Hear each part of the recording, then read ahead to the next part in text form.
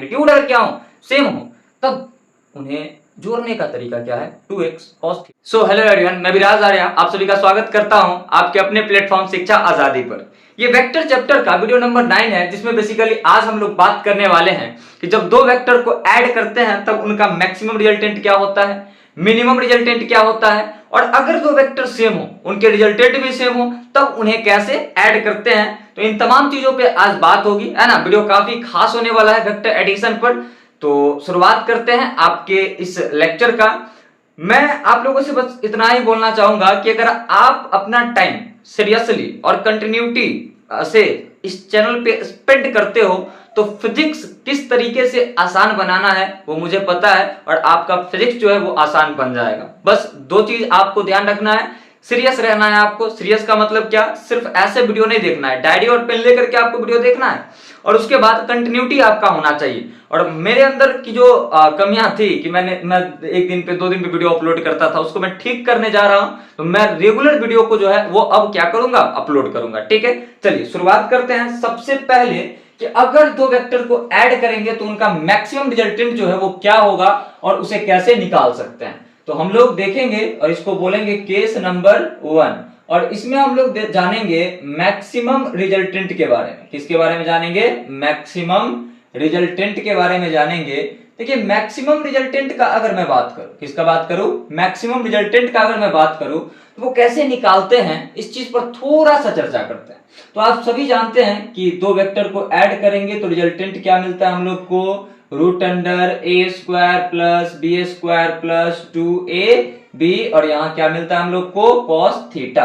तो ये फॉर्मूला अपने पास दो वेक्टर को ऐड करने के बाद, है ना, रिजल्टेंट कैसे निकलता है उसका, ये फॉर्मूला किसका है, दो वेक्टर को ऐड करने के बाद रिजल्टेंट कैसे निकलता है उसका है। अब सवाल है कि रिजल्टेंट को मैक्सिमम करना है, इसको क्या करना है, मैक्सिमम करना है। तो ये मैक्सिमम कब होगा बताओ, क्या ए के मैक्सिमम होने से रिजल्टेंट मैक्सिमम होगा, क्या बी के मैक्सिमम होने से रिजल्टेंट मैक्सिमम होगा। तो देखो ए और बी के मैक्सिमम या मिनिमम होने से रिजल्टेंट मैक्सिमम हो जाए या फिर मिनिमम हो जाए, ये हम लोग नहीं बोल सकते हैं। क्यों, क्योंकि हो सकता है कि बोल दे कि इधर काम कर रहा है 10 न्यूटन का फोर्स, इधर भी काम कर रहा है 10 न्यूटन का फोर्स, लेट अस सपोज इनके बीच कुछ एंगल है थीटा। अब मान लो कि ये है ए, अपने पास ये है ए, और ये क्या है अपने पास, वेक्टर बी है। ठीक है, अब दो वेक्टर को तो फिक्स कर दिया, लेकिन सोचो कि जब ये 100 ये अगर 0 डिग्री पे होंगे तो नेट फोर्स जो है वो कितना आएगा, नेट फोर्स आएगा 20 न्यूटन का।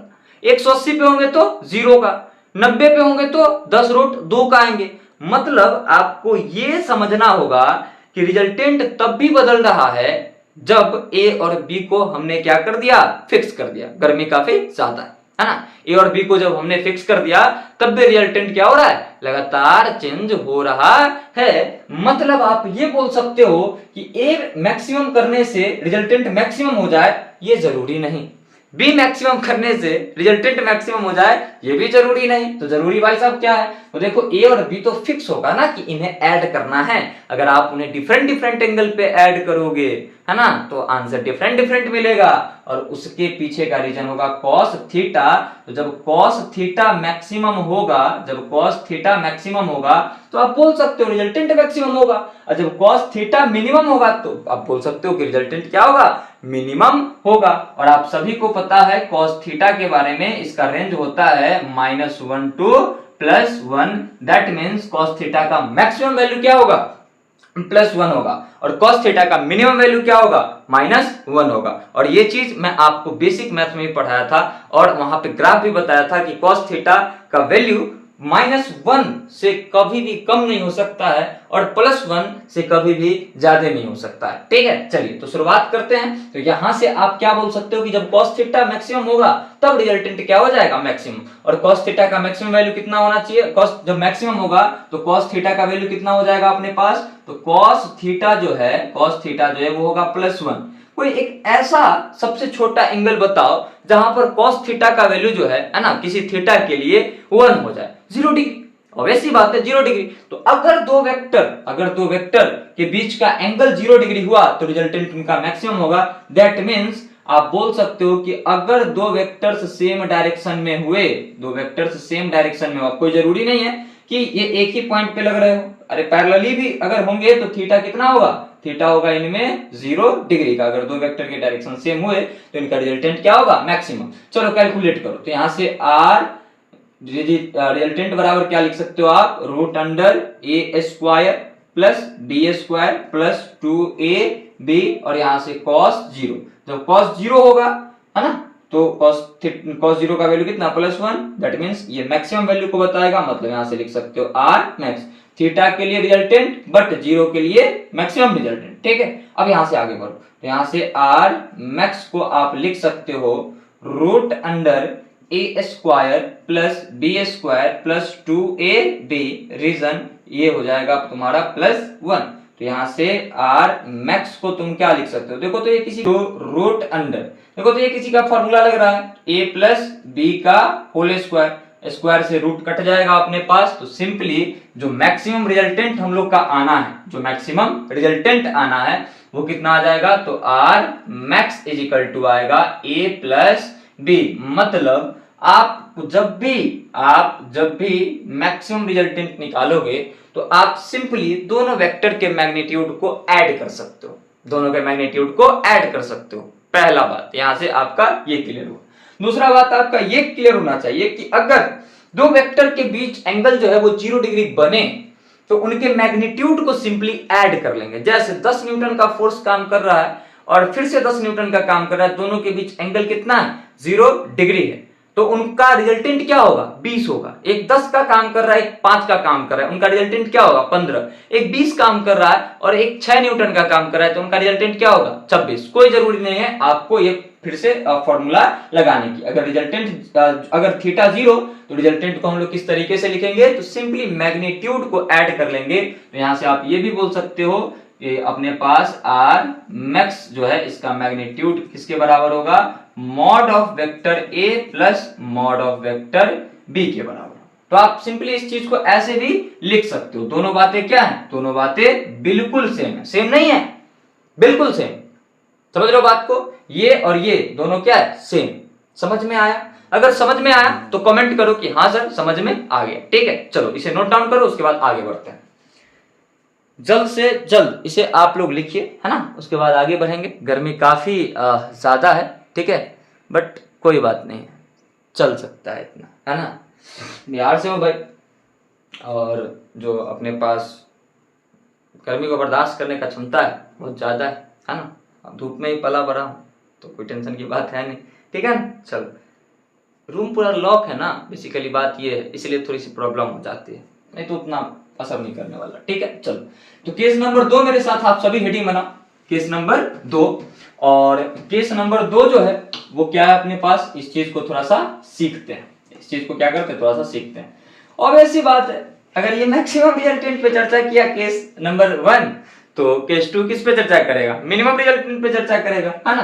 तो यहां से आप सिंपली केस 2 हेडिंग बनाइएगा, मेरे साथ हेडिंग बनाइएगा, minimum resultant, minimum resultant, minimum resultant. ठीक है, अच्छा भाई साहब रिजल्टेंट मिनिमम कब होगा, तो आप सभी को पता है आर इज इक्वल टू क्या है, रूट अंडर ए square plus B square plus 2ab, और यहां से क्या अपने पास cos थीटा।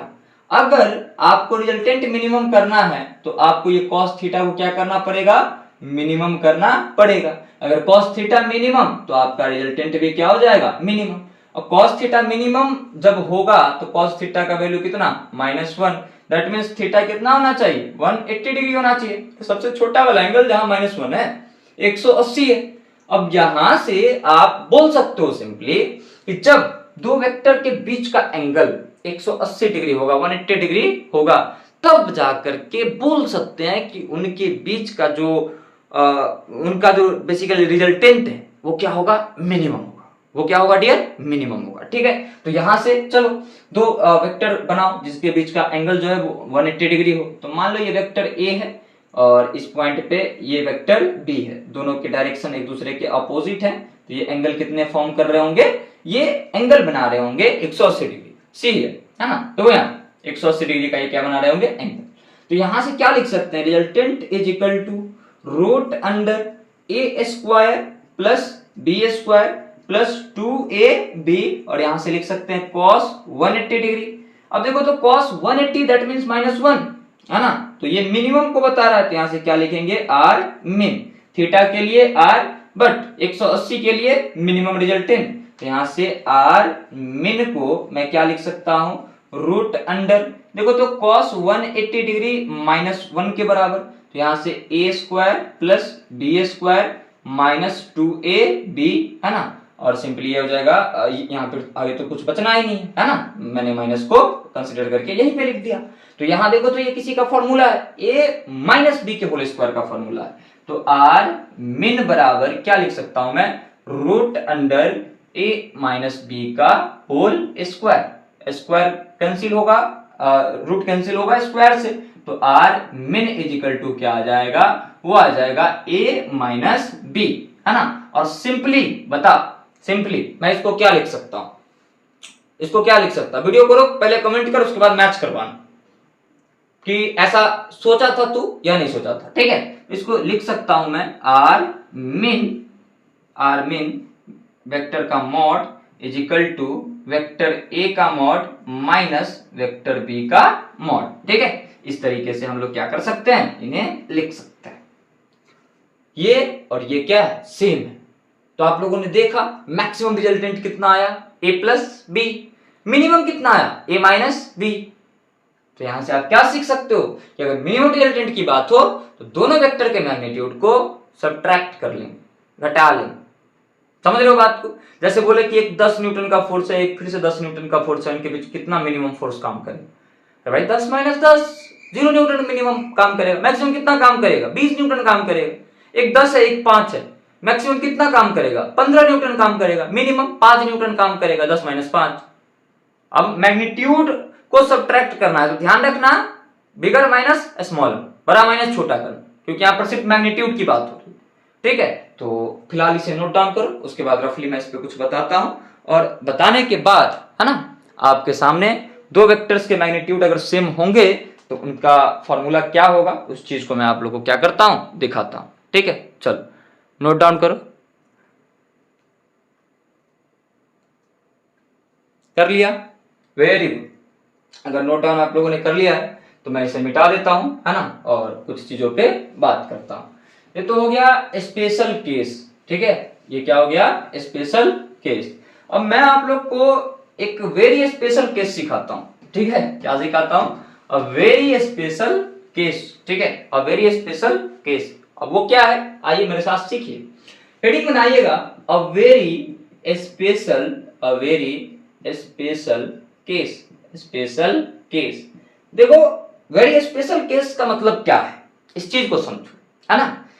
मैंने जानबूझकर कैसा हेडिंग बनाया है, ठीक है, आप लोग याद रखना इसे, प्लीज आप लोग याद रखना, ठीक है। देखो अगर दो वेक्टर हैं ए और बी, कोई भी पर्टिकुलर कोई एंगल पर है, मान लो लेट अस सपोज ये वेक्टर ए है और ये वेक्टर क्या है, बी है, ठीक है, और इनके बीच एंगल क्या है, थीटा। रिजल्टेंट इनका कुछ ना कुछ होगा, जाहिर सी बात है, इनका रिजल्टेंट कुछ ना कुछ होगा जो इनके बीच से पास करेगा, और रिजल्टेंट कितना होगा अपने पास, तो रिजल्टेंट होगा वेक्टर आर, हाँ, रिजल्टेंट इनका वेक्टर आर। अगर इनको ऐड करेंगे तो a plus b equal to क्या लिख सकते हैं, वेक्टर आर लिख सकते हैं, क्या लिख सकते हैं, वेक्टर आर लिख सकते हैं, ठीक है, a plus b equal to vector r लिख सकते हैं। कंडीशन दिया a का मैग्नीट्यूड बराबर है b के मैग्नीट्यूड के, तब बताओ कि रिजल्टेंट जो है वो कितना होगा। बेसिकली ये बोल रहा है कि a का मैग्नीट्यूड बराबर है किसके, b के मैग्नीट्यूड के, तब रिजल्टेंट वेक्टर जो है वो किसके बराबर होगा। बड़ा इंटरेस्टिंग क्वेश्चन है, आइए इसको सीखते हैं, है ना। इतने दिन वीडियो बनाया लेकिन आज मुझे लग रहा है कि सबसे ज्यादा गर्मी है ना, आज सबसे ज्यादा गर्मी मैं महसूस कर पा रहा हूँ, ठीक है। तो ये एक मेरे दुख की बात है कि समस्या जो है वो लग रही है कि है, ठीक है। चलो कोई बात नहीं, थोड़ा देर के बाद अपना वीडियो भी जो है वो फिनिश अप हो जाएगा। चलिए देखते हैं तो कैसे निकालेंगे, आइए निकालते हैं, मेरे साथ आइए, ठीक है। मान लेते हैं हम लोग, है ना, let a equal to b equal to x। क्यों, क्योंकि जहां a रहे वहां x लिख सकूं, जहां b रहे वहां भी मैं क्या लिख सकूं, x लिख सकूं, इसलिए ऐसा बस मान लिया। तो बताओ रिजल्टेंट की बात हो रही है तो रिजल्टेंट बराबर क्या है, r equal to a square plus b square plus 2ab, और यहां से क्या लिख सकता हूं मैं, cos थीटा। अब एक बात बताओ, थीटा तो कुछ भी है, रैंडमली कुछ एंगल हो सकता है। आर इज इक्वल टू, मैंने ए और बी को किसके इक्वल माना है, एक्स के इक्वल, तो यहां से x square plus 2x into cos theta.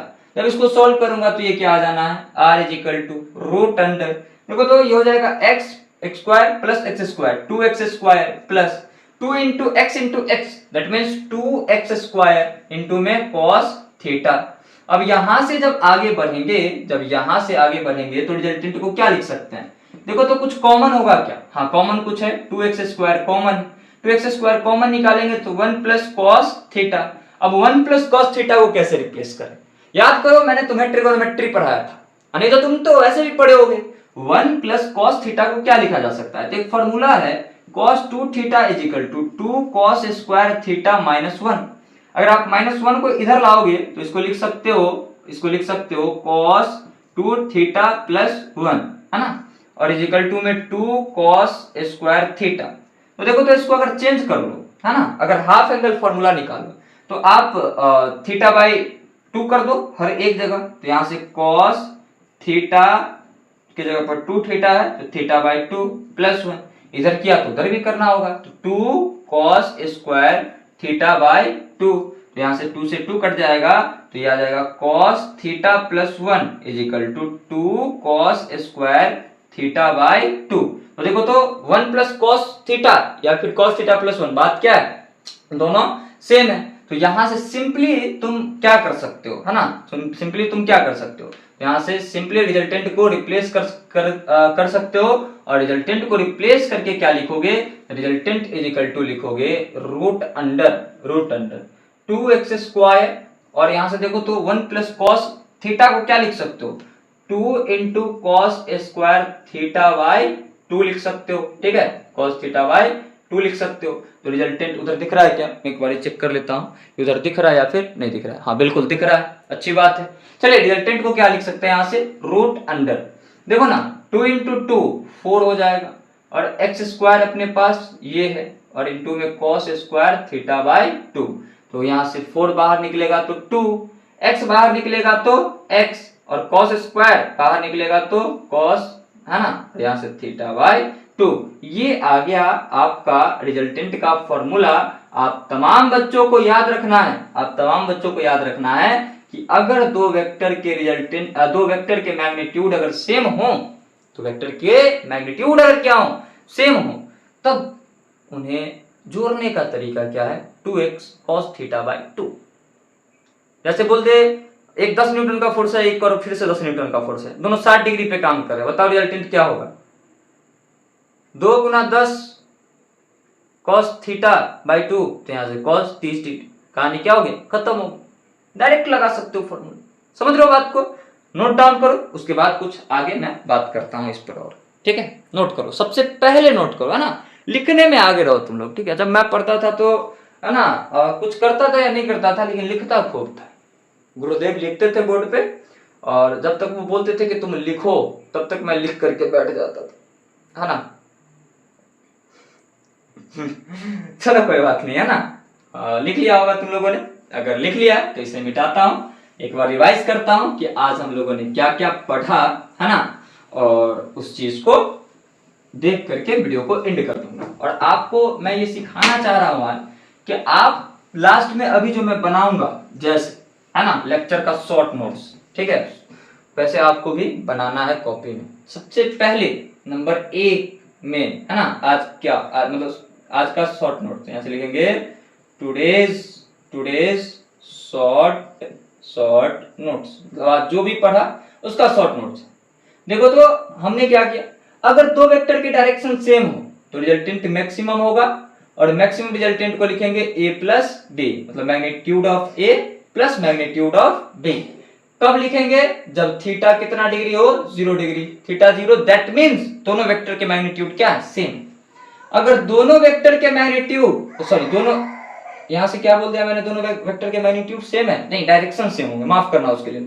अगर दो वेक्टर के डायरेक्शन एक दूसरे के अपोजिट हो तो उनको लिखेंगे a माइनस बी, और ये कब लिखेंगे, तो दो वेक्टर के डायरेक्शन एक दूसरे के अपोजिट हो।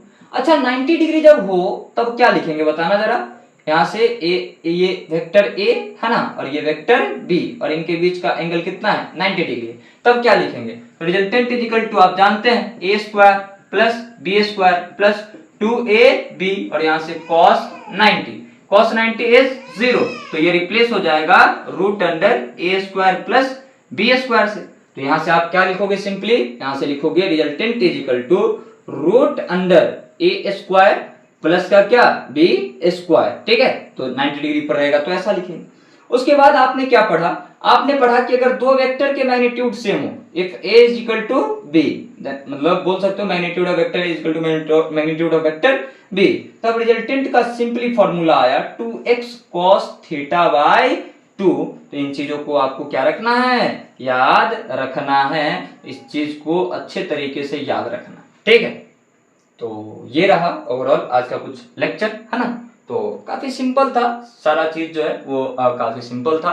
अगर आपको समझ में आया होगा तो अपना जो फीडबैक है ना, समझ में आया नहीं आया वो कमेंट में दीजिए, और कुछ चीजें कमेंट करा कीजिए कि इम्प्रूव है ना मैं कर सकूं अपने आप को, है ना। क्योंकि अभी शुरुआत किया तो मैं जब काम करता तो मुझे लगता है सारा चीज ठीक है, लेकिन वो बोलते हैं ना कि गलती जो है ना वो सामने वाला निकालता है, जो काम करता है उसको हर एक चीज अच्छा लगता है।